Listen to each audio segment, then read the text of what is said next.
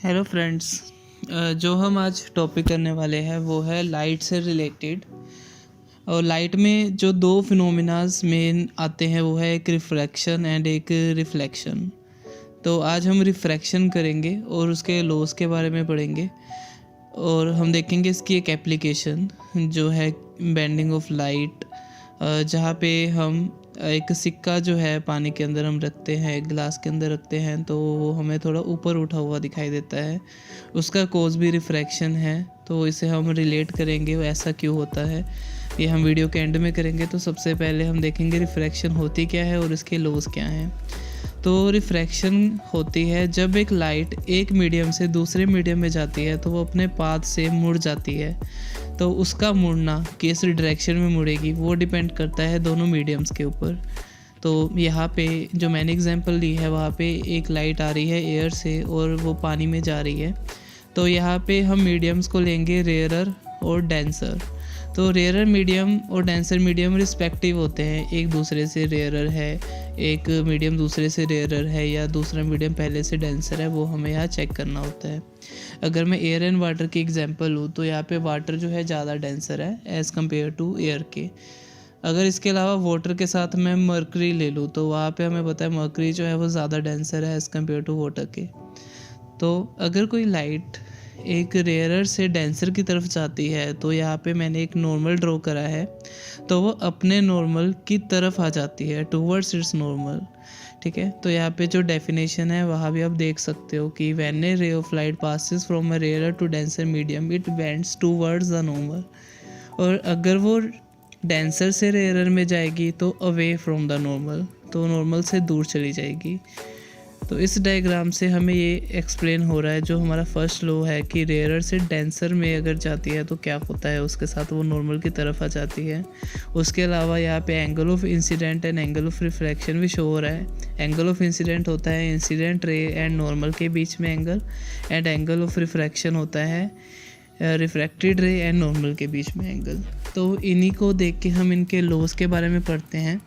इसके दो लॉज होते हैं। जो पहला लॉ है वो रिफ्लेक्शन जैसा ही है सेम।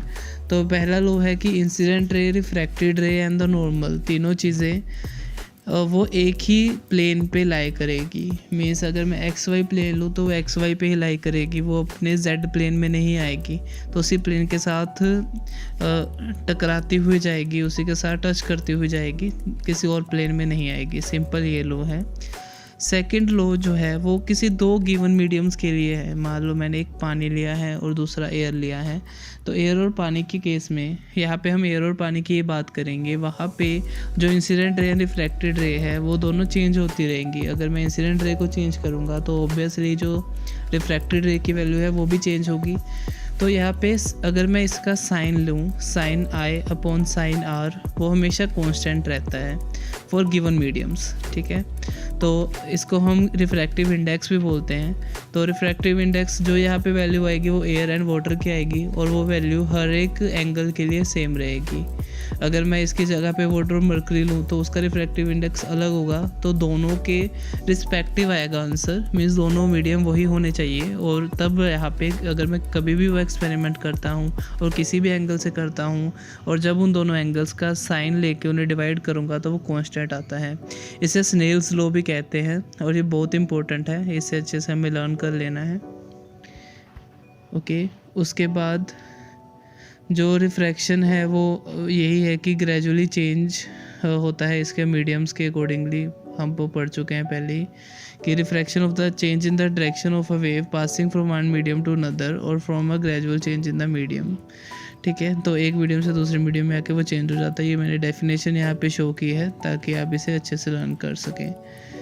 अब लास्ट जैसे आपको बताया था कि एक हम पानी लेते हैं, पानी में अगर मैं किसी कॉइन को रखता हूँ तो कॉइन से जो रे आ रही है वो हमारी आंखों तक आती है।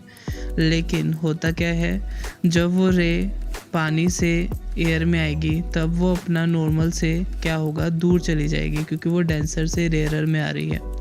तो अगर आप डायग्राम में अच्छे से देखो तो जो मैंने एक डॉटेड लाइन लगाई है, एक प्लेन लाइन लगाई है। तो प्लेन लाइन जो है वो बता रही है रे कहाँ से आ रही है, जो उसका एक्चुअल पाथ है। लेकिन जब वो पानी से बाहर आती है, सरफेस से बाहर आती है, तो अपना पाथ चेंज कर रही है। तो हमें क्या इल्यूज़न होएगी, जो डॉटेड लाइन से मैंने दिखाया है कि हमें लगेगा कि वो जो लाइट आ रही है वो उस पॉइंट से आ रही है जहाँ पे उसकी इमेज बन रही है। तो हमें लगेगा वो सिक्का जो है वो उठा हुआ है। एक्चुअल में वो ऐसा नहीं होता, ये रिफ्रैक्शन के कारण ही हमें शो होता है। तो that's it for today's video. अगर आपको अच्छी लगे तो लाइक कीजिएगा, और अगर कोई डाउट है तो नीचे कमेंट भी कीजिएगा।